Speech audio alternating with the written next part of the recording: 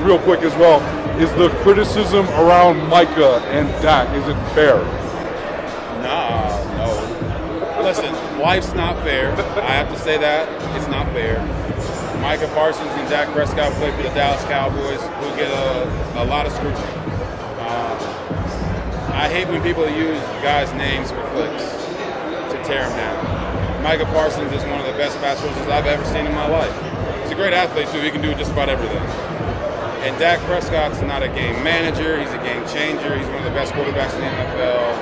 And I don't want to see people using guys' names for clicks to tear them down and attach things to their names that don't apply. So that would be my advice. But listen, I can't police everybody. I can't police anybody. I'm going to keep doing it the way I want to do it and build these guys up. Those two guys are ballers. I'm so glad there's at least one quarterback that actually remembers what it's like to have the media mischaracterize what you are as a player. I don't know if y'all noticed this, but I'm pretty sure Robert Griffin III was taking direct shots at one Cameron Newton during this particular clip. RG3 spoke a lot of truth here. Dak Prescott is not a game manager. We've seen him change games. We saw him change the Seattle game. We saw him change several games throughout the season in which he was required to lead the #1 scoring offense in the entire NFL. Game managers do not lead #1 scoring offenses, especially when you only have one all-pro skill position. It's not like he has an all-pro tight end, an all-pro running back. He has CeeDee Lamb, and that's about it as far as top-tier talent on that offense in the skill position. And I'm glad Robert Griffin went out of his way to make it very clear, but that's part of the reason why I'm almost positive this was a shot at Cam Newton, because RG3 has probably been seeing the same things that I've been seeing over the last couple of weeks. It's almost gotten sad how pathetic and how low and hypocritical Cam Newton has become with his platform in an attempt to garner more views and attention. Speaking of views and attention, y'all be sure to subscribe to the channel so you don't miss a video. But what am I talking about? Why am I saying this? Why am I so sure that RG3 is referring to Cam? I'll explain. It tells me a lot that RG3, unprovoked, felt the need to bring up the game changer and game manager conversation. And then he also mentioned how he doesn't like when people use guys' names for clicks and views, especially in a negative way. And that is exactly what Cam Newton has done. And that's the exact conversation Cam has brought to the table. And I'm sure RG3 has noticed what I noticed. For one, Cam Newton has started to post an inordinate amount of videos about Dak Prescott. Why are you consistently having to speak about Dak Prescott? This right here is about his 4th or 5th video concerning Dak Prescott. These two that you're seeing right here aren't just the only ones. Now, the reason I want to show you this is if you look over here, you see this 9.3 times, that 9.3x over there, and then that one up there that says 6.1x. That shows you how far above his channel average those videos about Dak Prescott was able to push his engagement. For reference, what that means is Cam Newton's channel average, as it pertains to average views on each video, is roughly about 30,000 views or so. That's why it says 9.3 times more than the average amount of views. He posted about Dak Prescott, got a couple 100,000. Did it again, got a couple 100,000.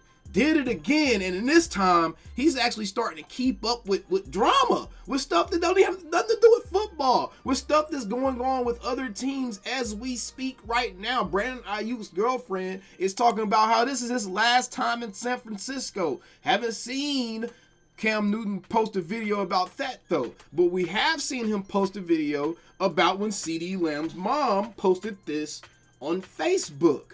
You see, it's interesting that Cam Newton is the leader of this Dak Prescott hate train, or his Dak Prescott slander train. You might not want to call it hate. It's definitely slander. You're making multiple videos trying to reinforce an idea about what this guy is. But it's very interesting to me, Cam. You're very willing to tell people what they are, but you hate it when people called you sexist because you demeaned a female reporter at a news conference by making a joke about how it feels funny to hear a female reporter talk about running routes. Why is that funny? You don't have any female family members that sit with the family and watch football on Thanksgiving or anything else? You don't have any other female family members that you talk ball with, or you just make them all go in the kitchen barefooted, carrying 2 babies in both arms and having to cook at the same time? Is that what you about, Cam Newton? Because it's kind of what it seems like that's what you about based off of these comments, right? Or at least that's what the media tried to portray.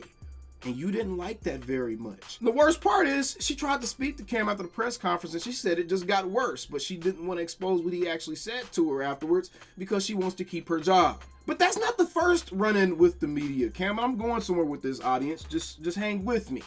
Cam, that wasn't your first run-in with the media. After suffering probably one of the most infamous and embarrassing moments in Super Bowl history, in which you just watched the football bounce around on the ground like it was breakdancing, you came to the podium at the press conference again having issues with the media. You had a sweatshirt over your head the whole time, didn't want to talk to anybody because you didn't like the media at the time, and you developed somewhat of a track record of being kind of salty and short with the media. In fact, you conducted yourself so much like a child that off to the side, your offensive coordinator and your QB coach tried to get your attention to tell a grown man to remove his hood, the quarterback of the team, to remove his hood and sit up because you were acting like a petulant child. This isn't to mention how you skipped out on a press conference and you've even tried to keep other media members from fulfilling their obligations within the locker room by blasting music at a crazy level so that no one could actually get any questions in. You also left the podium early and just didn't want to answer any questions in general. And they were good football questions. There's nothing wrong with this. Cam, big plays, chunk plays. Can you get that energy you're talking about? Does this offense, and I know you had several in Detroit and New England, he was even being complimentary there. Do you think you guys have the wherewithal to do that consistently week in and week out? There was nothing wrong with that question, but for some reason you wanted the next question and then just walk away from the podium. So you see what's interesting, Cam, is while we can have debates about game managers versus game changers, what we can't have a debate about is the fact that you couldn't have walked a mile in Dak Prescott's shoes because you couldn't have stood up to the pressure of playing for the Dallas Cowboys. You were crumbling like this in Charlotte, North Carolina, Cam. You could not have lasted a day in Dallas. So I guess my big question is, why are you so comfortable doing this? Why are you so comfortable doing this to another guy that played the same position you play in a more pressure-packed situation? So you should at least somewhat understand the type of scrutiny and how the media treats Dak Prescott. But you, as someone who had issues with the media in your career, you don't seem to remember how difficult and tumultuous your time was with the media. You don't care. You actually just joined in and became part of the problem, even though at the time you wanted to avoid the problem. You wanted to run away from having to deal with it. But now that you're done, now that the league doesn't want you anymore, you want to join in on the people pointing and laughing, probably because they're not pointing and laughing at you. But it's funny because as soon as someone pointed out what's actually very, very true about Dak Prescott having a better career than Cam Newton so far, sans one playoff run, the thumbnail that you created says, "Keep my name out your mouth."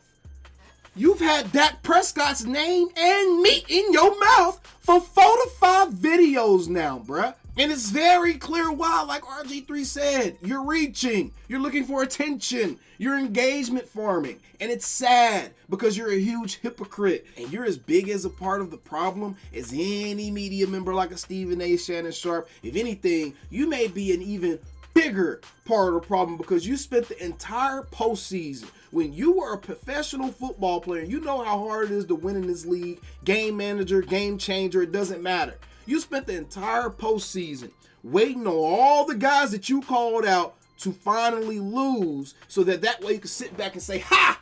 I told you so," when that is dumb. That is stupid. It's moronic. 1 out of 32 NFL teams win every year.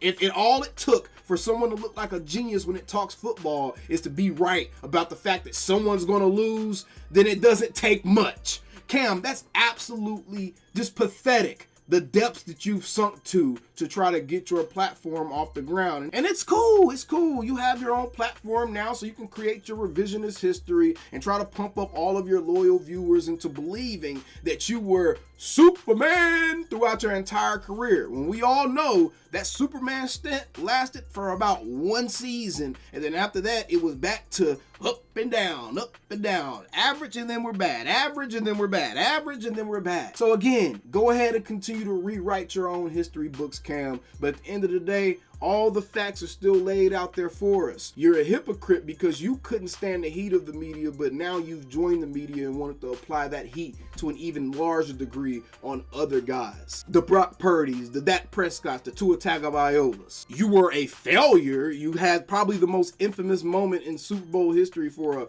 MVP caliber quarterback, and then never had a chance to sniff that opportunity again and was out the league by the time you were damn near 30 years old. And now you're just an attention-seeking sideshow Bob act. And to be quite honest, as someone who used to be a fan of yours, this is actually just kind of sad. So again, big ups to RG3 for actually acting like he remembers what it's like for the media to build a narrative about a player that mischaracterizes what they actually are. And Cam, to you, hopefully you find a better way to get views other than trying to punch down on your brothers. Either way, appreciate you guys tuning in. I'll catch you guys on the next one. Be sure to subscribe to the channel because a lot of y'all ain't subscribed. And y'all know how we at the end of these videos now. We still same old Cowboys. Take it away, Pastor. Calling me, texting me, paging me, asking me, am I still them boys? Y'all usually check on me. Listen. I'm still them boys. Hey! Woo! Oh, shut up, my boy. Hey! I'm still them boys.